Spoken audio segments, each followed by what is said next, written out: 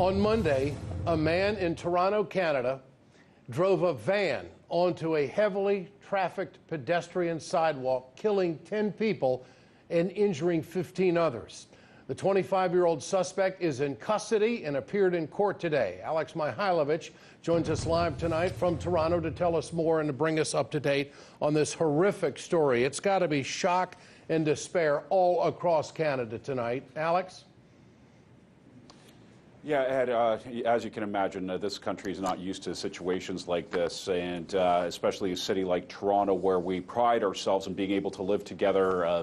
It's multi-ethnic, it's diverse, it's a city that, I mean, we just don't see this type of thing. And now, this situation, we're looking at a young man, 25-year-old Alec Mihailovich. He is a student at Seneca College here in Toronto. He's been enrolled for 7 years in a software development program, which is a little odd, seeing as it's 7 years. I don't know of a program that long. But that put aside, we know that the victims of right now, he was in court earlier today. He's been charged with 10 counts of first-degree murder, as well as 13 charges of attempted murder. Of the people killed, there are 2 Korean nationals. The area where this actually happened, very large Korean and Persian populations. It's a business hub to the north, a lot of condominiums in that area. The majority of people killed are also women. And this actually ties into some of the things that Toronto police have released today about Mihailovich himself. He's described as socially awkward. And here's a quote that police found on his Facebook page. It gives us some clues. The motive is still unknown, but it gives us clues into who this person actually was. The quote is, "The incel rebellion has already begun. We will overthrow all the Chads and Stacys. All hail the supreme gentleman, Elliot Rodger." Now, Elliot Rodger, if you remember back in 2014 in California, committed a crime which is similar to this. 6 people killed, 14 others injured on a University of California campus in near Santa Barbara, near the campus, I should say.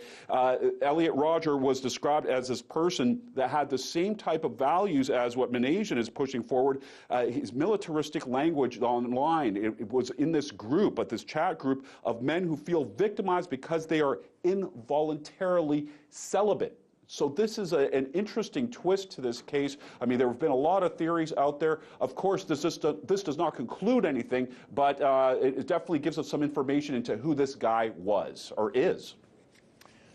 Alex, what about the identifying the victims in all of this?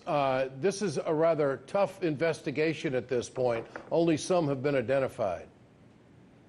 Well, the victims, I mean, at this point, they're going to be identified and released after the families are notified of exactly who these people are and what has happened. We are very sensitive to that process here in Canada. But the outpouring really of just the sincere outpouring from people here in Canada, from police forces and from our politicians, has been enormous, as well as internationally. This is what the Prime Minister had to say.